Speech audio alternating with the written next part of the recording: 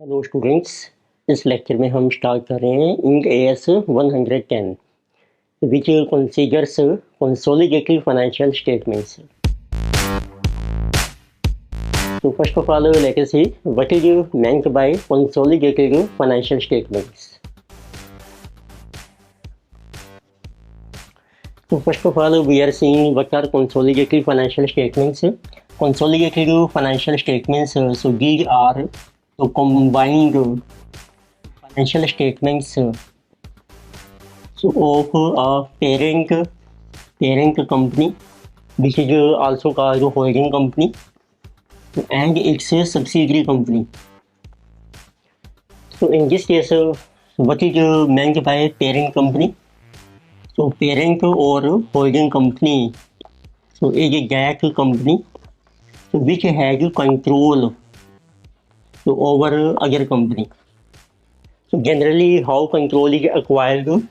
So control means, this is our normal definition. Control means parent company, parent or we can say that holding company, so has greater than 50% of paid up equity capital of other company. It means when one company acquires more than 50% of equity share capital of other company, so that is called a controlling company. Or this company is also called a parent company or a holding company. And this other company, this is called a subsidiary company. So in this case, requirement of Ind AS 110 is that parent company has to prepare combined financial statements. So let us see what are financial statements which we have to prepare on consolidated basis. So these combined financial statements are also called consolidated financial statements. So in short, these are denoted by CFS. So for this purpose, a company has to prepare number one, consolidated balance sheet. So second, parent company also has to prepare consolidated profit and loss account. And third, company has to prepare consolidated so cash flow statement. So it means we will discuss one by one how to prepare consolidated balance sheet. Then we will discuss consolidated P&L and consolidated cash flow statement. So first of all, main point is consolidated balance sheet. Then in the last, we will also discuss so how parent company acquires control of other company. So this is simple definition that parent company has more than 50%, but there are some other methods also to obtain control. It means fourth, we will also discuss concept of control. So it means we will see what are different cases so to acquire control. So it means in the last we will discuss different cases to acquire control by one company over other company. So first topic we are starting preparation of a consolidated balance sheet. So we will discuss what are different steps in this case. So first of all, we are starting preparation of a consolidated balance sheet. So in short, it is also called as CBS, consolidated balance sheet. So let us see what are different steps. So step number one is, so first of all, we have to identify in the question what is the current year and on which date parent company has acquired control over a subsidiary company. So it means step one is identify so date of acquisition of control by a holding company so over a subsidiary company. Or holding company is also called a parent company. So for simplicity, we will use the terms H for holding company. Let us say H will denote holding company and S will denote subsidiary company.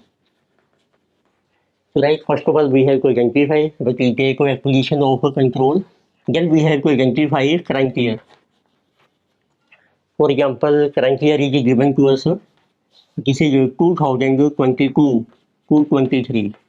So this year will start on 1st April 2022 and this is ending on 31st March 2023. Then you can see what is date of acquisition. So date of acquisition of control, it may be in the beginning of year, It may be during the current year or it may be at the end of the year. Suppose we are given Gecko acquisition is 1st July 2022. So then we have to identify what is your pre-acquisition time period. It means before acquisition how much is time in this current year, and after acquisition how much is time. It means this is called identify. So ratio of pre-acquisition period to post-acquisition period. So this is a pre-acquisition. Normally this period is in months and the post-acquisition period is also in months. So this ratio is called time ratio. So in this example, what is time ratio? So you can say April, May, June. So 3 months are pre-acquisition, 9 months are post-acquisition. So it is 1:3. Then you have to identify what is percentage of shares held by a holding company in subsidiary company. It means we have to identify percentage of shares of a subsidiary company, which is a S company. Then we have to identify percentage of shares of a S company, so which are held by H company. So this is called H share. Suppose H has 60% shares of H company, so this is called a majority share. So this is your majority interest also. It means remaining 40% shares are held by outsiders, so that is the minority interest. So this is called non-controlling interest. So non-controlling interest is to 40%. This is also called minority interest. So when H has more than 50% share, it means H gets the power to control. So therefore it is controlling interest. But minority who have less than 50% equity, so they have no controlling interest. Therefore it is called non-controlling interest. So this is also denoted as NCI. तो अपनी जिससे ये step number 1, तो उसमें आपने देखा हमने discuss की what is the general information we require from the question. So we can also say that the first step is to collect general information, identify date of acquisition, then identify current year, then you calculate the time ratio, what is pre-acquisition period, post-acquisition period, and what is the percentage of shares held by holding company in a subsidiary company, and what is percentage of share held by outsiders in a subsidiary, which is called non-controlling interest. Then we have step number 2. So now we have to calculate what is the equity of subsidiary company as on date of acquisition.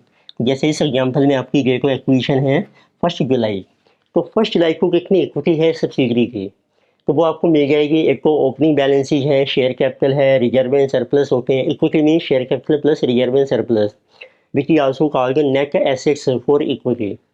Then we have to consider what is the 3 months profit which is earned by subsidiary in this case up to this date. So it means this is the step number 2. We have to identify so equity of a subsidiary company. Equity of a subsidiary. Equity is also called net identifiable assets of a subsidiary. So as on date of acquisition. So in this case, equity.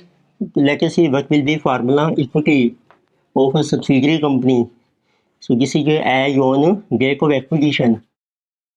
उस case में आपको consider करना है what is the share capital, equity share capital of a subsidiary company, what is the amount of reserve and surplus as on date of acquisition. पर ये आपको दिया है reserve and surplus opening balance है, then current year profit also up to date of acquisition, तो प्लस आप add कर दीजिए उसमें करंट ईयर प्रॉफिट, जिसे ये as on date of acquisition, और we can say as on means up to date of acquisition. ये आपकी इक्विटी आ जाएगी. तो उसके लिए इट मीन्स अब ये जरूरी है कि पहले करंट ईयर का प्रॉफिट आप कैलकुलेट कर लीजिए. इट मीन स्टेप 2, इक्विटी को आइडेंटिफाई करने के लिए तो हम कैलकुलेट करेंगे current year profit. So calculate current year profit of subsidiary company S limited. तो उसके लिए आप प्रिपेयर कीजिए सब्सिडियरी कंपनी का P&L अकाउंट, उसका यूको परफॉर्मा देखते हैं, प्रॉफिट एंड लॉस अकाउंट. उसमें क्या क्या आइटम्स आएंगी आपकी, तो आपको इस ईयर के बिगनिंग का हमें बैलेंस दिया होगा P&L में. So you write by balance break down, ये आपका ओपनिंग P&L आ गया है. फिर आपके पास क्लोजिंग बैलेंस होगा P&L में टू बैलेंस शीट। फिर आप चेक कीजिए कुछ रिजर्व्स आपको दिए होंगे, उस रिजर्व में यदि आपने कुछ ट्रांसफ़र किया है ड्यूरिंग करंट ईयर में, वो आप डेबिट कर लीजिए टू ट्रांसफ़र टू रिजर्व। तो इसमें आपको बैलेंस ही फिगर आएगी, जैसे कि करंट ईयर प्रॉफिट, उसको लिख लेते हैं CY करंट ईयर प्रॉफिट, जिसे जबर बैलेंसिंग फिगर। तो अब आपको जैसे इक्विटी कैलकुलेट करनी है अप टू डेट एक्विजिशन, तो उस केस में आप करंट ईयर प्रॉफिट को डिवाइड कर लीजिए टाइम रेशो में।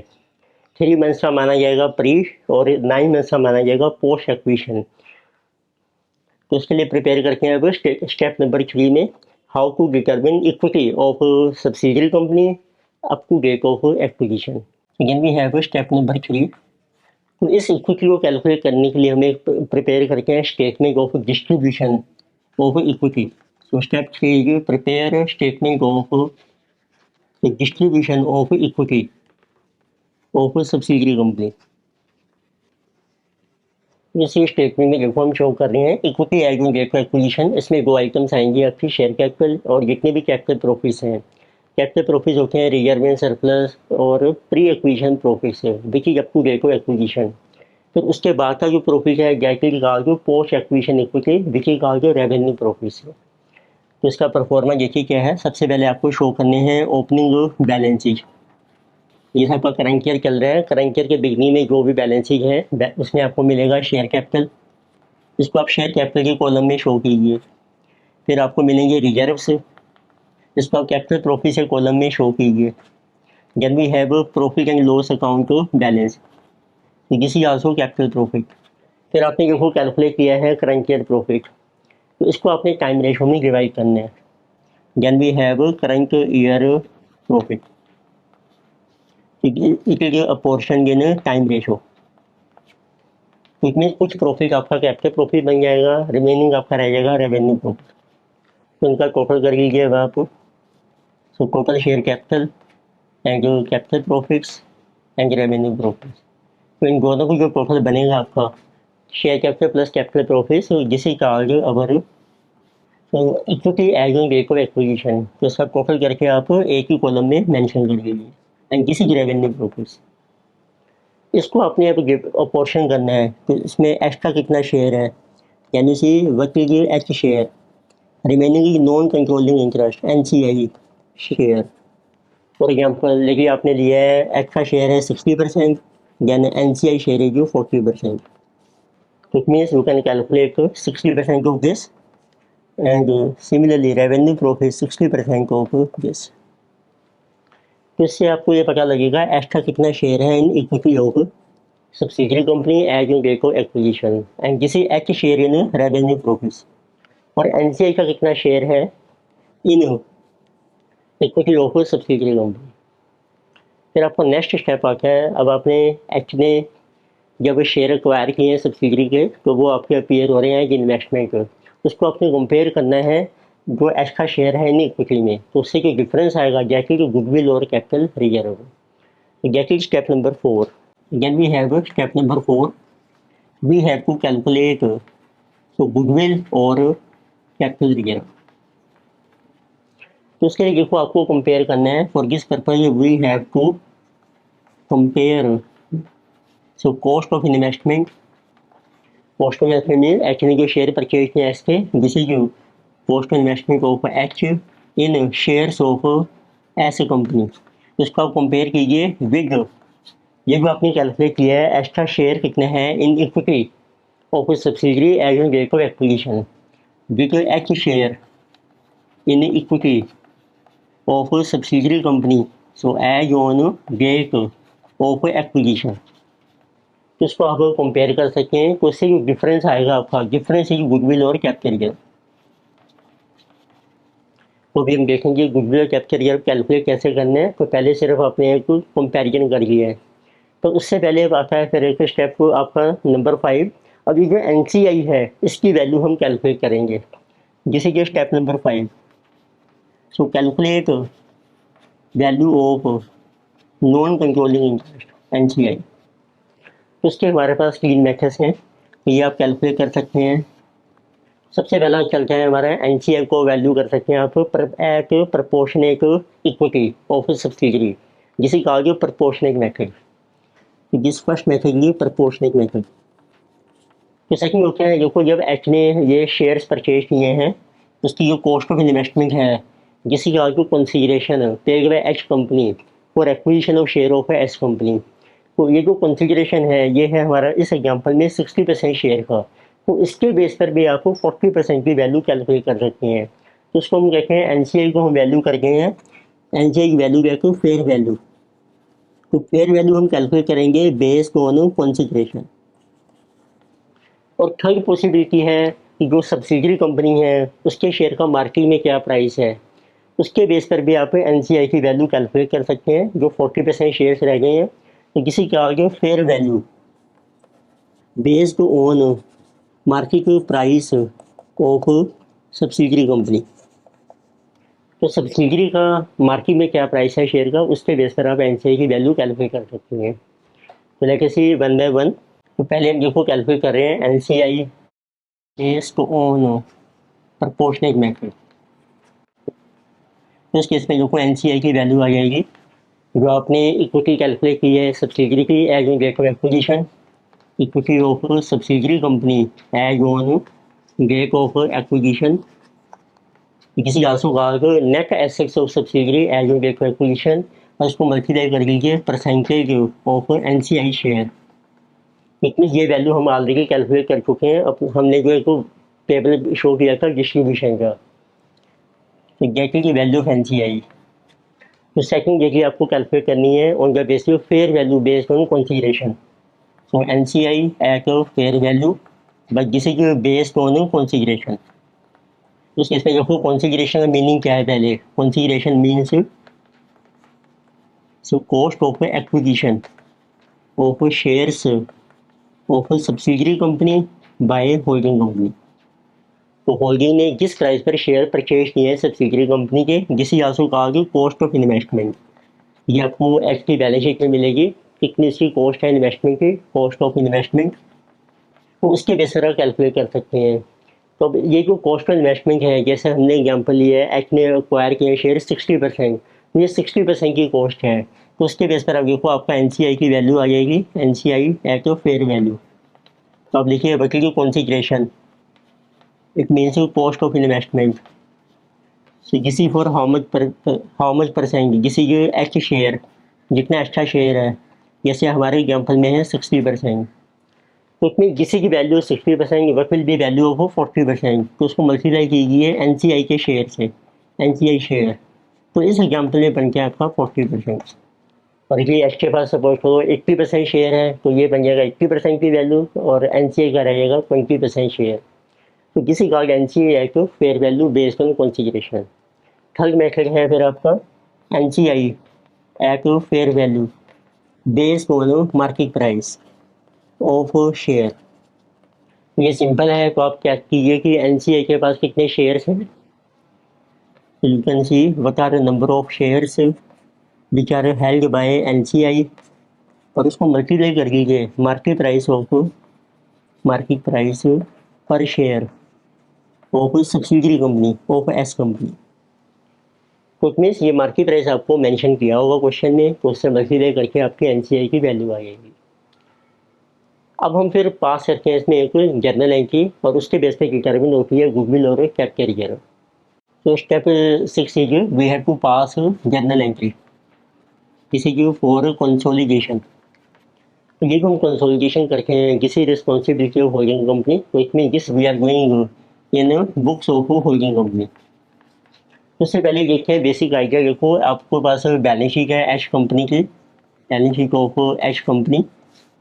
तो एच की इक्विटी है आपके पास, लाइबिलिटीज़ हैं, नॉन करंट एसेट्स हैं। नॉन करंट एसेट्स में आपको इन्वेस्टमेंट्स मिलेंगी, और करंट एसेट्स हैं।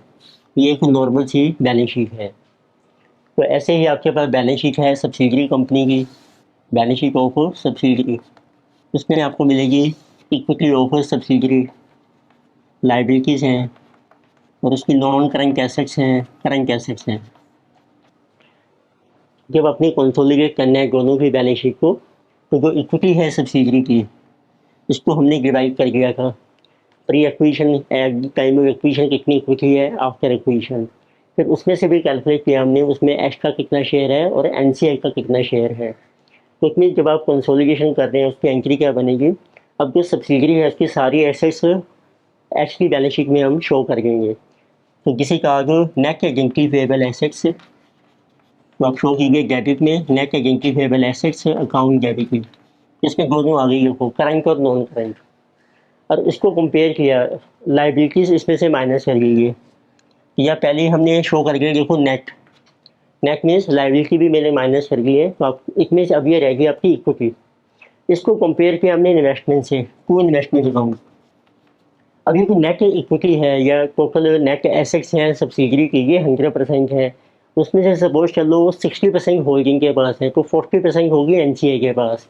एनसीआई की वैल्यू कैलकुलेट की आपने, जो भी मेथड आप अप्लाई कर रहे हैं, तो उसमें इसमें से 40% शेयर है एनसीआई का, to non controlling interest account. अब जो डिफरेंस आएगा आपका, तो इसमें ये जो इन्वेस्टमेंट है जिसको कहते हैं, ये हमारा कॉन्सिडरेशन है जो एच ने पे किया है to acquire share of subsidiary company. Difference जो है वो हमारा गुडविल या कैपिटल रिजर्व आ जाएगा। तो it means if net identifiable assets are more than investment in NCI, जिसे कैपिटल रिजर्व।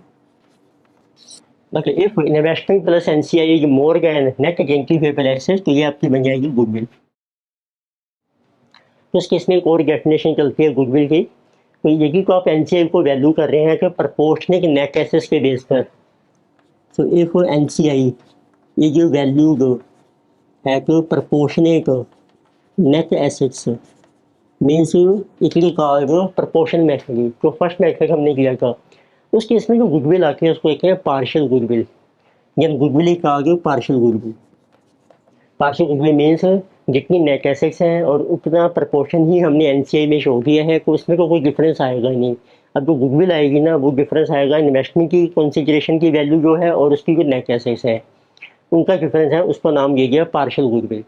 बट जब आप एनसीआई को फेयर वैल्यू पर शो करके हैं, अब उसकी प्रपोर्शनल नेट एसेट से वो डिफर कर सकती है, उस केस में जो गुडविल आएगी जिसे कहा जो फुल गुडविल। तो it means if NCI is valued at fair value, fair value में आप कोई भी मेथड अप्लाई कर सकते हैं, then we get full goodwill. तो जिसे कहा जो फुल गुडविल। तो इतनी सब आपका जो स्टेप 6 था, तो एक तरीके से हमने गुडविल और कैपिटल रिजर्व डिटरमिन किया है, एंट्री पास की हमने। It mean now let us say what is goodwill. तो goodwill is cost of investment plus और NCI minus net assets of subsidiary company, this is as on base of acquisition. यदि आप reverse करते हैं वो बन जाएगा आपका capital reserve. It means capital reserve is equal to net assets of subsidiary company, this is as on acquisition date minus cost of investment, cost of investment है of H company subsidiary plus NCI. Difference आपका capital reserve आ जाएगा। Then we have step number 7। अब देखो आपको calculate करना है NCI की वैल्यू कितनी है as on date of consolidation, get NCI so at end of year. तो एंड में जब आप कंसोलिडेशन करते हैं उस टाइम कितनी वैल्यू आएगी, जैसे जो एट टाइम ऑफ कंसोलिडेशन, तो उसकी वैल्यू बन जाती है जो आपने एनसीआई पहले कैलकुलेट किएगा, जिसकी कहा गया as on date of acquisition, value of NCI as on date of acquisition. अब उसमें आपको प्लस माइनस करना है एनसीआई का कितना शेयर है इन रेवेन्यू प्रॉफिट्स में या लॉसेज में। प्रॉफिट है तो ऐड हो जाएगा, लॉस है तो minus, plus NCI share in revenue profits और लॉसेज। इसी तरीके से होल्डिंग को भी शेयर मिल रहा है रेवेन्यू प्रॉफिट्स में, वो हम एच के पीएनएल में ऐड कर देंगे। गेट स्टेप नंबर 8, जिसे कहा गया get consolidated PNL of holding company, जिसको हम शो करते हैं consolidated PNL of H company. उसका फार्मूला है, तो एच का देखो कितना बैलेंस है उसके अपने पीएनएल में, तो एच बैलेंस इन पीएनएल और उसमें यहाँ पर ऐड कर दीजिए उसका शेयर कितना है इन revenue profits of subsidiary company. अब आप प्रिपेयर कर सकते हैं consolidated balance sheet. Then we have step number 9. We have to prepare consolidated balance sheet of holding company and subsidiary company. ये बन रही है India books of holding company and this is as per division setting of schedule 3। जैसे company set में schedule 3 है जिसमें pro forma किया गया है आपको बैलेंस शीट और P&L का, उसमें डिवीजन 1 है जो नॉर्मल कंपनी के लिए अप्लाई होता है, डिवीजन 2 है जो इंड AS कंप्लाइंट कंपनी के लिए अप्लाई होगा। तो उसका परफॉर्मा क्या होगा आपका, तो आप शो कीजिए पर्टिकुलर्स, डिटेल्स, ये जो अपने वर्किंग नोट कैलकुलेशन की है उसका नोट नंबर आप शो कर सकते हैं, details in rupees and final amount in rupees. तो पहले देखिए आप शो करेंगे एसेट्स, उसमें फर्स्ट आइटम है आपकी नॉन करंट एसेट्स। तो ये आप शो कर लीजिए नॉन करंट एसेट्स जैसे property plant and equipment Oppo holding and subsidiary. तो ये आपने दोनों ही शो करनी है H+S, यहाँ मेंशन करें तो मैं H+S। फिर आपने जो गुडविल या कैप्चर किया कैलकुलेट किया है, देखिए गुडविल आ रही है वो भी आप यहाँ पर शो कर दीजिए और इसका वर्किंग नोट नंबर हम मेंशन कर देंगे। These are total non current assets. फिर आपको मिलेगी current assets this is also of H+S, ये आप शो कर लीजिए। These are total assets. Then we have equity and liabilities. इसमें आपने देखा जो एच की इन्वेस्टमेंट थी वो हमने यहाँ पर शो नहीं करनी है, वो एलिमिनेट हो गई है। इक्विटी एंड लायबिलिटीज में हम शो करेंगे शेयर होल्डर फंड्स। इसमें सबसे पहले है शेयर कैपिटल, ये देखो आपने शो करना है ऑफ H कंपनी ओनली। फिर जो भी रिजर्व्स हैं आपके पास ऑफ H, फिर आपने एक कैपिटल रिजर्व कैलकुलेट किया है, लेकिन गुडविल नहीं आ रही, कैपिटल रिजर्व आ रहा है, तो उसका वर्किंग नंबर आप शो कर लीजिए, उसकी वैल्यूज आ जाएंगी। कंसोलिडेटेड P&L आपने कैलकुलेट किया है, उसका वर्किंग ऑफ नंबर और उसकी वैल्यू, तो दिस इज टोटल। और इसी शेयर होल्डर फंड्स में हम शो करते हैं NCI नॉन कंट्रोलिंग इंटरेस्ट, इसका भी working of number and amount, ये टोटल इक्विटी बन जाएगी। इसमें इक्विटी ओनर्स की है और एक ये बन गई NCI जो आउटसाइडर्स की है ऑफ सब्सिडरी कंपनी। फिर जो रिमेनिंग लायबिलिटीज़ हैं आपकी नॉन करंट लायबिलिटीज़ हैं, करंट लायबिलिटीज़ हैं, ये आपने दोनों की शो कर देनी है H+S। So this will be our total liabilities. So this is our consolidated balance sheet.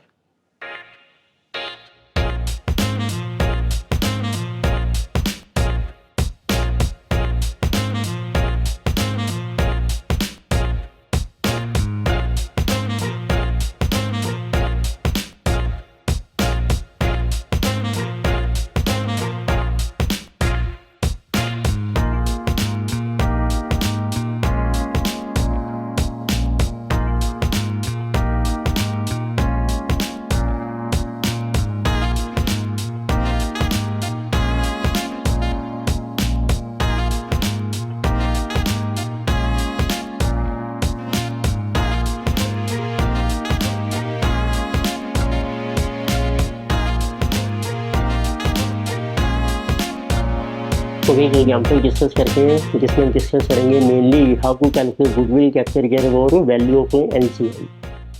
तो लेके से वन एग्जाम्पल, इस एग्जाम्पल में जो हमारा मेन कॉन्सेप्ट है जिसे जो based on goodwill capital reserve and value of NCI। तो लेके से इस एग्जाम्पल में देखो डाटा मेंशन किया है। So A Limited acquires 80% equity share of B Limited for consideration of ₹160 lakhs in cash.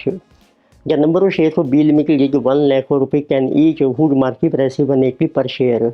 Net identifiable assets of B as on date of acquisition is 170 lakhs. तो आपको ये मेंशन किया है कि A ने acquire किए हैं जो B कंपनी के 80% के शेयर्स, इसका जो कंसिडरेशन है वो आपको दिया है 160 lakhs, जिसे जो ₹160 lakhs फिगर आपके लैक्स में चल रही है। तो ये बन गई आपकी कॉस्ट ऑफ इन्वेस्टमेंट और किसी आंसू का जो कॉन्सिडरेशन, किसी जो paid for acquisition of shares. अब आपको क्लियर कि जो डेट ऑफ एक्विजिशन है तो as on date of acquisition, तो इस टाइम जो अब सब्सिडरी कंपनी है नंबर ऑफ शेयर कितने हैं बी के, जिसे जो 1 लाख है, तो उसमें आपको नंबर ऑफ शेयर्स दे रखे हैं ऑफ बी कंपनी जिसे कि 1 लाख। अब जिसमें से ए ने एक्वायर कर ली 80% शेयर, तो इसमें 20,000 रह गए माइनॉरिटी के पास, which is our non controlling interest.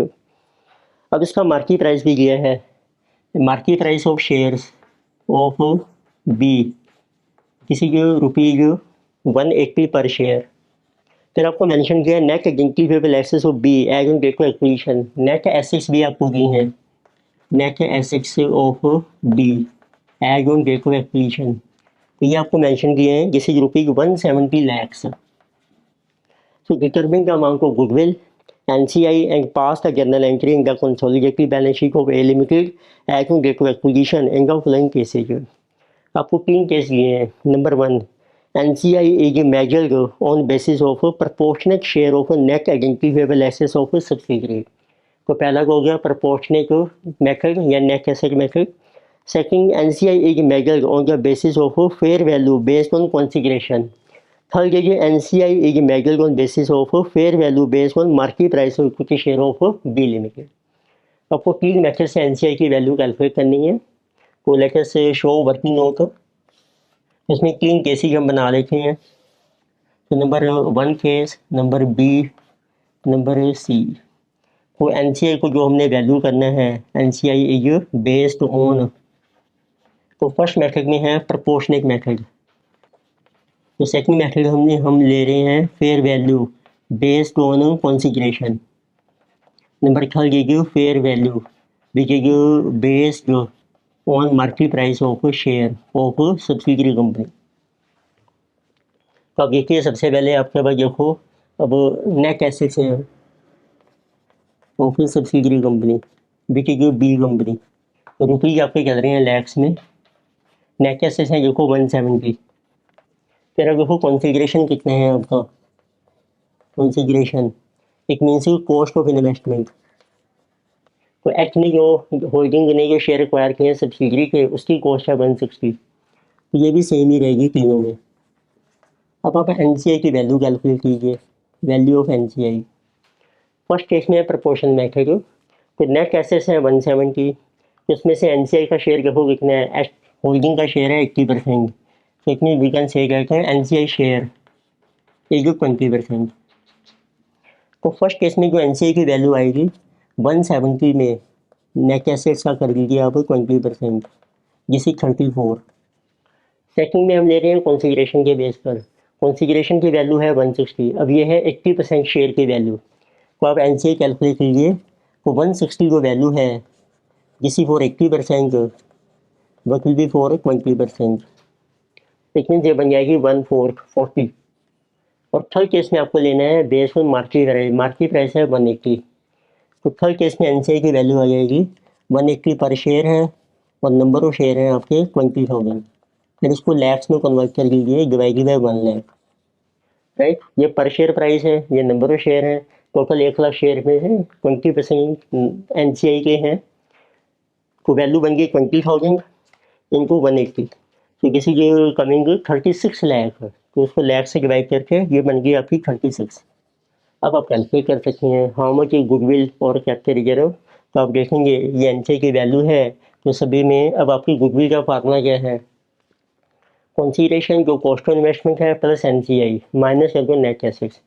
तो इस टोटल में से आपको माइनस करना है, तो डिफरेंस आ जाएगा आपका गुडविल। तो लेके राइट गुडविल, अब देखिए जैसे 194 माइनस 24 की गुडविल आ गई आपकी, जैसे 200 माइनस 170 30 की गुडविल आ गई, जैसे 196 माइनस जैसे 26 की गुडविल। अब आप इसकी जर्नल एंट्री पास कर सकते हैं तीनों केसी में। तो let us see, so what will be journal entry for consolidation in books of holding which is A limited. तो आपके पास नेट आइडेंटिफाइबल एसेट्स आ जाएंगी, net assets account debited, goodwill account debited, तीनों केसी में गुडविल ही आपकी राइज हो रही है, to investments account and to non controlling interest NCI। तो फर्स्ट केस में देखिए नेट एसेट्स हैं आपकी 170, गुडविल है आपकी 24, इन्वेस्टमेंट की कॉस्ट है 160, NCI की वैल्यू है 34, जिसे नंबर ऑफ 1 केस। तो एंट्री देखो सेम रहेगी, अमाउंट चेंज हो जाएंगे। तो आप देखेंगे सेकंड केस में अमाउंट बन रहा है आपका 170, गुडविल इज 30, कंसीडरेशन 160 और एनसीआई की वैल्यू है 40। यानी in third case also net assets हैं आपकी 170 और गुडविल है 26, कंसीडरेशन 160 और एनसीआई की वैल्यू है 30। रुपीज आपके चल रहे हैं lakhs. This is journal entry for consolidation in the books of holding company। इस लेक्चर में हमने स्टार्ट किया इन AS 110। In this lecture we have discussed the basic concepts of preparation of consolidated balance sheet in case of holding and subsidiary company।